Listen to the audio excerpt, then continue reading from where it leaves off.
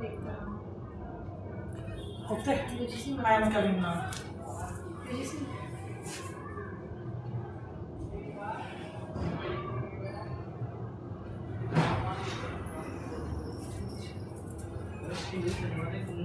ठीक है सुन ओए मोबाइल ले लो ना लो नहीं दे दे वहाँ थोड़ा सा जो वो बड़ा हो जाना वो तो मैं देख लूँगा फटाफट तो ये तो प्राइवेट से बड़ा हुआ तो मैं देख लूँगा फोटो बड़ा मुझे क्या करना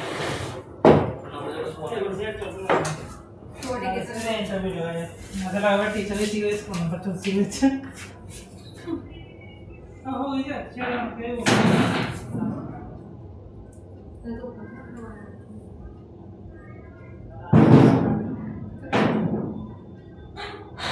मैं भी sir thank you sir good morning sir good morning ma'am yes thanks sir introduction दीजिए Sir, my name is Sachin Rathod. I am from Kota, Rajasthan. I completed my graduation from Government College Kota. After completing my graduation, I started preparing for government jobs. And recently, I was selected as a village development officer. And my joining is awaiting. In my hobbies, I like singing and playing solo. आपके family background में काम है In my family, I have we are 5 members in my family. My father is a private car, and my mother is a housewife. I have 2 siblings. My elder sister is preparing for teaching exams, and my younger brother is preparing for defense exams. आपने बताया कि आप ग्राम विकास अधिकारी के चयन हुए भी आप आईबीएम करना चाहते हो क्योंकि सर कि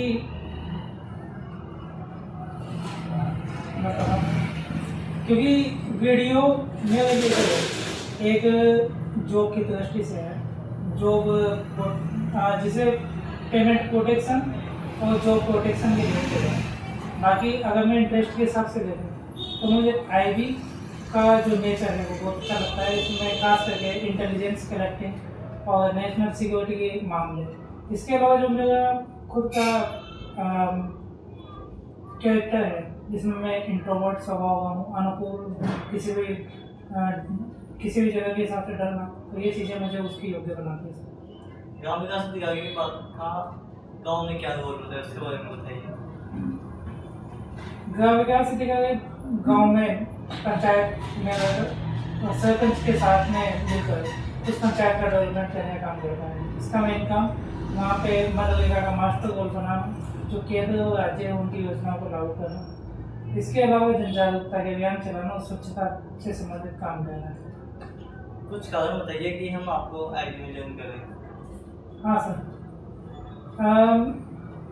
असल में मेरे अंदर कुछ योग्यताएं हैं जो मुझे इसकी योग्य बनाती है जैसे मैं किसी भी माहौल में डल जाना या फिर मेरा एनालिटिकल अप्रोच जो मुझे इसकी योग्य बनाता है इसके अलावा मेरा साइंस बैकग्राउंड जो मुझे तार्किक बनाता है वो तार्किक निर्णय लेने के लिए मुझे प्रेरित करता है इसके अलावा मैं इंट्रोवर्ट स्वभाव से हूँ तो इस हिसाब से मैं आईबी के लायक हूँ और मैं कॉन्फिडेंस भी कहीं ना कहीं इसके योग्य है जैसे आपने बताया कि अगर आप आईबी के बारे में जानना चाहते हो तो फिर आप जैसे नक्सल के बारे में बताइए नक्सलवाद की स्टार्टिंग पश्चिम बंगाल के नक्सलवाड़ी क्षेत्र से हुई थी और इसकी स्टार्टिंग ब्रिटिश काल के जस्ट बाद लगभग 1960 के आसपास से हो गई और इसमें मुख्य प्रभाव में जो कम्युनिस्ट लोग हैं खासकर माओवादी संगठन उनका पड़ा है वर्तमान में एक बहुत बड़ी चुनौती बन चुका था माओवादी संगठन जो कि पूरे इसमें रेड कॉरिडोर फैला हुआ जिसमें आंध्र प्रदेश तेलंगाना कर्नाटका इसके अलावा उड़ीसा और पश्चिम बंगाल के कुछ क्षेत्र आते हैं और इन क्षेत्रों में इनका मतलब आतंकी संगठन लेकिन देखने को मिली थी हालांकि जो हमारे वर्तमान की गृह मंत्री अमित शाह उन्होंने इसको बहुत कम किया है और ये केवल 3 जिलों तक सिमट गया है जबकि पहले लगभग 150 जिलों तक फैला हुआ था इसको रोकने के लिए कुछ अभियान चलाए थे हाँ इसको रोकने के लिए समाधान नाम का एक अभियान चलाया गया था और इसके अलावा वहाँ पे गरीबी बेरोजगारी से निपटने के उपाय भी रखे गए हैं। इसके अलावा हमने वहाँ पे कोबरा बटालियन भी चलाई थी जो नक्सलवादी से लड़ती थी। इसके अलावा हमने वहाँ पर शिक्षा को प्रमोट किया है और वोटिंग को भी प्रमोट किया है। वहाँ पर लगभग 60 से 70 पेज की वोटिंग होती है जिससे वहाँ डेवलपमेंट हुआ तो उन्होंने सरेंडर करनी स्टार्ट की। जनगणना 2026 से करूँगा। जनगणना 2026 का आदर्श वाक्य हमारी जनगणना हुआ भविष्य, इसमें मृत्युंजय जी इसके हेड हैं। इसके अलावा यह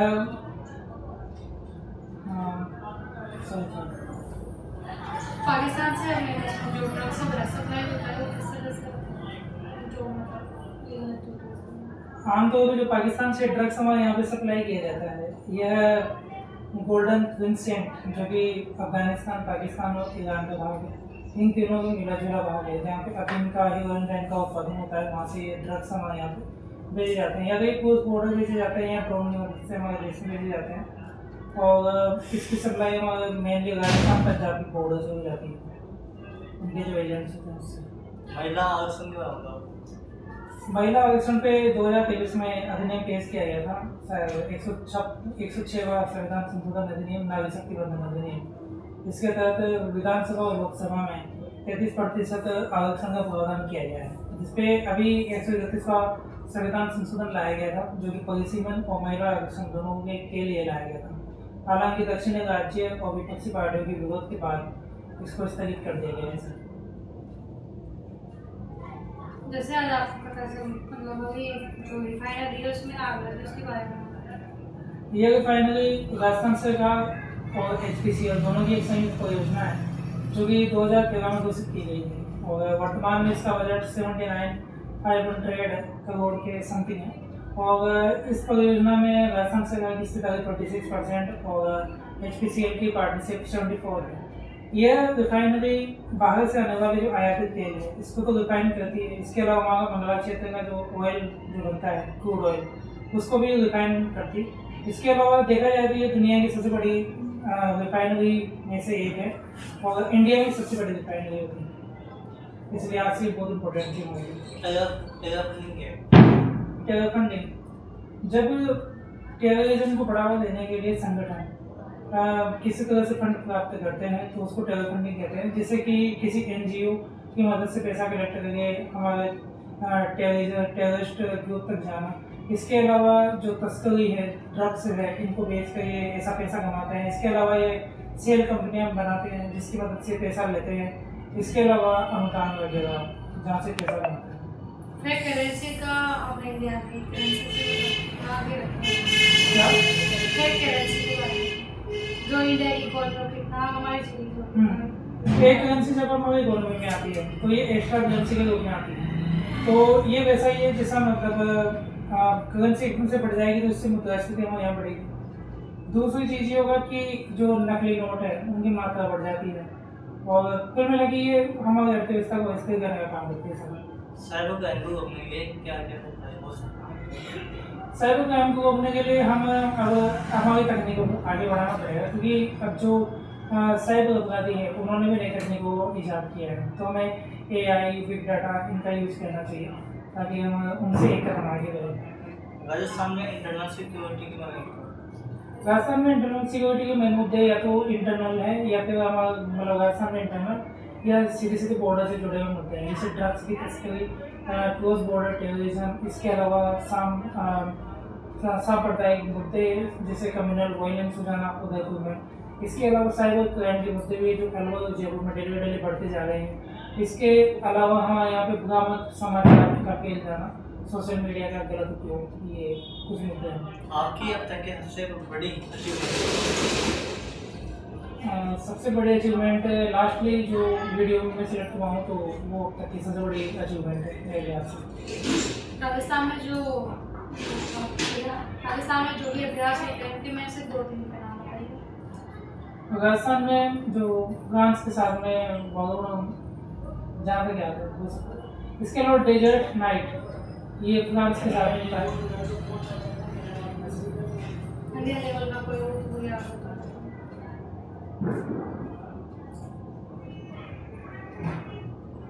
बाकी बचपन की जो 2 चीज़ें जो अभी तक भी आपके साथ चल रही है मैं बताऊँ वो बताइए। कोई बेटा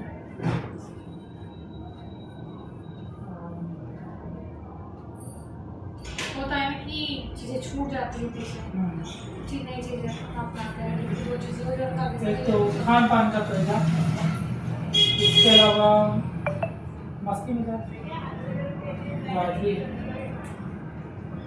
आपको मान लीजिए आईवी नहीं मिलती है तो आप क्या करेंगे? अगर मुझे आईडी नहीं मिलती है तो मैं अलग डिफेंस की जॉब्स में जाना पसंद करूँगा, जैसे एसआई की जॉब, या फिर अगर ये भी नहीं मिलती है तो कल्चरल एक्टिविटी में भाग लेना चाहूँगा। जेंडर इक्वलिटी को बढ़ाने के लिए आप किसे प्रयास करेंगे? जेंडर इक्वलिटी को बढ़ाने के लिए हमें सबसे पहले समाज की सोच को बढ़ाने के लिए सही करना पड़ेगा। वो बोलते हैं नहीं काटते मैं तो काटते कोई नहीं है वैसे भी। नहीं काट ये 2.5 हो रहा है। देखो यार 2 मिनट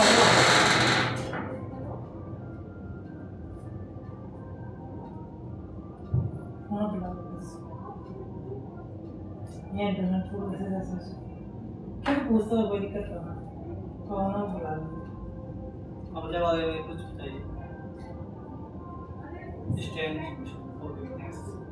स्ट्रेंथ तो मेरे एक तो स्ट्रेंथ जो है, एक तो मेरा दिया बानो एक स्ट्रेंथ है, कॉन्फिडेंस ये भी मेरी एक स्ट्रेंथ है। इसके अलावा मैं एक एनालिटिकल अप्रोच रखता हूँ, यानी कि मैं किसी भी चीज़ को आसानी से स्वीकार नहीं करता, उसका पूरा एनालिसिस करता हूँ पहले। इसके अलावा मैं किसी भी माहौल में डल जाता हूँ, ये मेरी एक स्ट्रेंथ है। तो इसके अलावा जो मेरा फैमिली बैकग्राउंड है वो अपने आप में एक स्ट्रेंथ जो मुझे मानसिक रूप से जब भी तनाव होता है तो उसमें साथ देता है। Tell me about your hobbies related current knowledge. Hobbies related तो कोई मुझे नहीं, सिंगिंग और सिंगिंग जो सॉन्ग आया हो उसके बारे में आपको बताइए। हाँ, न्यू सॉन्ग में गंगा के किनारे एक सॉन्ग है। इसके अलावा सिंगर का नाम जैसे आपने बताया बन्नी और सागर आएगा हेड को मैं तपन देखा।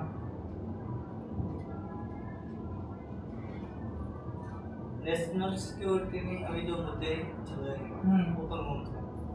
नेशनल सिक्योरिटी के जो वर्तमान के मुद्दे हैं उनमें सबसे ज़्यादा प्रज्वलित होता हुआ मुद्दा है साइबर क्राइम, क्योंकि ये बहुत तेज़ी से बढ़ा है। खास करके इसमें अगर हम देखें तो डिजिटल अरेस्ट की घटनाएं बहुत तेज़ी से बढ़ती हुई दिखाई दी हैं। इसके अलावा जो नेशनल सिक्योरिटी है उसमें सोशल मीडिया का जो दुरुपयोग है वो बहुत तेज़ी से बढ़ रहा है, जिसमें अलग अलग संप्रदायों जातियों इनके आधार पर लगाया जाता है। तो मेरे हिसाब से दो मुद्दे हैं, एक भाषा विवाद भी इसमें आता है। वन नेशन वन इलेक्शन के बारे में आप क्या जानते हैं? वन नेशन वन इलेक्शन का लक्ष्य ये है कि सभी विधानसभाओं और पार्लियामेंट के इलेक्शन एक साथ करवाए जाएँ।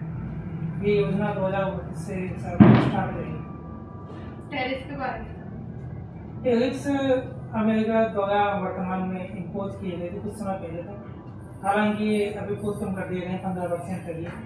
और कोई भी देश टैरिफ इसलिए लगाता है ताकि उसके यहाँ पे आने वाला जो आयात है उसको महंगा करके कम किया जा सके और उसके जो भुगतान संतुलन है उसको संतुलित किया जा सके। क्वाड चार देशों का एक संगठन है जिसमें इंडिया, ऑस्ट्रेलिया, जापान और अमेरिका आता है। तो इन देशों का ये लक्ष्य है कि ये आपस में कोऑर्डिनेट करके प्रशांत महासागरीय क्षेत्र का अच्छी तरीके से इंडिया और ईरान और अमेरिका के बीच में जो शांति वादा चल रही है पाकिस्तान में, इसके आप किस प्रकार से देखते हैं? हाँ, शांति वार्ता एक अच्छा कदम है यहाँ पे पाकिस्तान को मध्यस्थता का अच्छा कदम है और मध्यस्थता की जानी चाहिए, चाहे वो किसी भी देश के द्वारा की जाए, ताकि दुनिया में शांति आ सके। और मैं चाहूँगा कि मैं दोनों ही देश कुछ ना कुछ कॉम्प्रोमाइज़ करके उन शर्तों को मान लें और आपस में जल्द से जल्द मध्यस्थता सके होना चाहिए। टोटल कुछ बताइए उनके कुछ पॉलिटिशियन कोटायकोट पर्यटन स्थल में जैसे गगाड़िया महादेव हो गया, हमारे डाल देवी हो गया, इसके अलावा हमारे मुकुंदरा हिल्स हो गया, इसके अलावा मतलाधीश का मंदिर है, आवेड़ा मेल वगैरह। कोटा में सुसाइड केस को समझने के लिए हम जो उपाय हाल फिलहाल में किया गया है उसमें एक हेल्पलाइन नंबर जारी किया गया है। इसके अलावा हमारे यहाँ पे ऐसे सेशंस लगाए जा रहे हैं स्ट्रेस मैनेजमेंट के लिए, ताकि बच्चों का स्ट्रेस मैनेज करना उनको सिखाया जा सके। इसके अलावा पेरेंट्स और टीचर इन दोनों के बीच में टाल आयोजित की जा रही है, ताकि बच्चा उनके बीच में ना रहे और सीधे पेरेंट्स उस बात को समझ पाए। इसके अलावा जो फंगे हैं जिससे सुसाइड के केस ज़्यादा देने में मिले, तो हमको में एक एंटी सुसाइड रोड का इस्तेमाल किया गया है। आईवी और रोमी क्या अंतर है? आईवी इंटरनल सिक्योरिटी का काम करता है, वो आउटर सिक्योरिटी का काम करता है। आईवी इंटेलिजेंस गैदरिंग का काम करता है इंडिया में, क्योंकि वो का जो सारा काम है वो बाहर का है। इसके अलावा इंटेलिजेंस ब्यूरो गृह मंत्रालय के अंतर्गत आती है, जबकि वो कैबिनेट सचिवालय के अंतर्गत आती है। राजस्थान का एक ऐसा पक्षी बताइए जो ग्रेट अडाप्ट के अंदर आता है। Great industry. Your biggest struggle during preparation, mental, social, or financial? Sir, during my studies, I feel financial stress also. आपको Because- कौन सी सब्जेक्ट अच्छी लगती है जो स्टार्टिंग से लेकर जितना भी Maths. आपने पढ़ा? Maths. Definitely. आता वो सुनो, Hmm? आता वो सुनो। लंबे स्क्वायर बराबर नहीं, कर्ण स्क्वायर बराबर लंबे स्क्वायर बराबर स्क्वायर। यूनेस्को के बारे में। यूनेस्को यूनेस्को संगठन मेनली जो हमारे विरासत के स्थान होते हैं उनको मान्यता देता है। इसके अलावा उनको संरक्षण भी प्रदान करता है। इसलिए हमारी कोशिश है कि हम ज़्यादा से ज़्यादा यूनेस्को जो है उसमें नामित करवाएं। अभी नहीं, जो राम साइट में सोच जा रही है उन्होंने नहीं 98 नंबर में कौन सी यूएनओ के बारे में बताइए कुछ। यूनाइटेड नेशंस ऑर्गेनाइजेशन जिसका गठन सेकेंड वर्ल्ड वॉर के बाद में किया गया था, ये एक स्थायी निकाय है। ये इससे पहले के जो संगठन है उससे ज़्यादा पावरफुल भी है, और इसके पूर्व के 6 छोटे संगठन हैं जो इसके अंदर होते हैं, जैसे फाओ, यूएनईपी वगैरह जो है इसके अंदर एग्जिस्ट करते हैं। खासकर वर्ल्ड बैंक IMF जो पूरी दुनिया की अर्थव्यवस्था को संभालते हैं। सक्सेस का अर्थ क्या है? सक्सेस का अर्थ क्या है? सक्सेस का अर्थ ये है कि जो हम सोचते हैं वो जब हमें मिल जाता है तो वो सक्सेस होती है, ज़्यादा मुझे लगता है। और क्या सबसे आप बता सकते हैं? Thank you sir.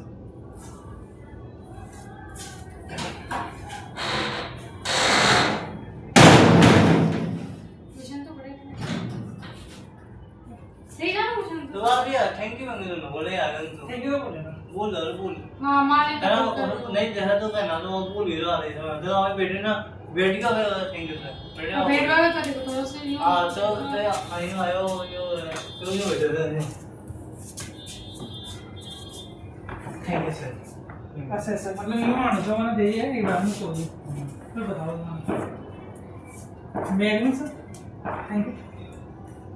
Good morning ma'am, good morning sir. याद रखिए ये हाथ मारना मुंह जाओ क्या मुंह जाओ थोड़ा सा यूं यहाँ तो मुँह बोलो क्या? हाँ थैंक यू सर हाँ yes. Thank you sir good morning ma'am good morning sir you can sit down.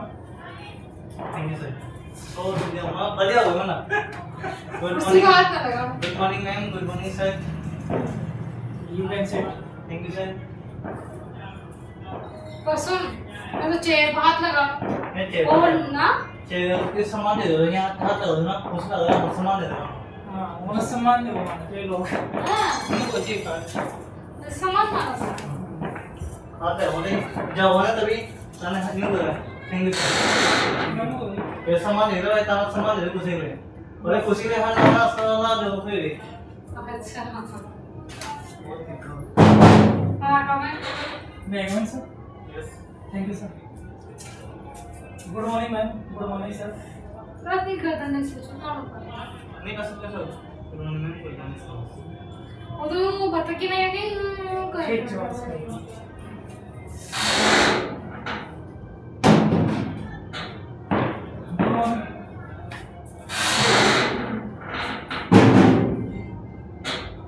May I come in, sir? Thank you. Good morning, ma'am. Good morning, sir. Sir Yes, sir. Thank you. वो खड़ा नहीं मैं कौन हूँ कौन भी बोल रहा है ऐसा साथी जी भी आए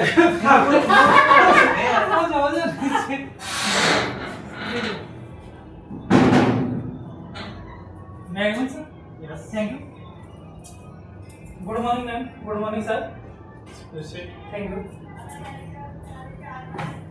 एक तो नहीं ना आधा है पूरा खाना है वो क्या ठीक है गुड मॉर्निंग सर मैं ना मैसेज चालू मैं आपसे बात करूँ देखिए वो अनु अब ना ना हटी निकला है ना हटी कर सुन नहीं निकल क्वेश्चन तो ऐसे ही पूछे हो हाँ बहुत बड़ा पूछा है था ना पूरा आंसर मन तो आधा जैसे बोला मन से ये मोबाइल देख क्या गया ऑटोमेटिक रिकॉर्डिंग दे सकता है मतलब ये स्क्रीन पर ना हो स्क्रीन की पेट दिखाओ क्या चालू ही रिकॉर्डिंग देख हाल दे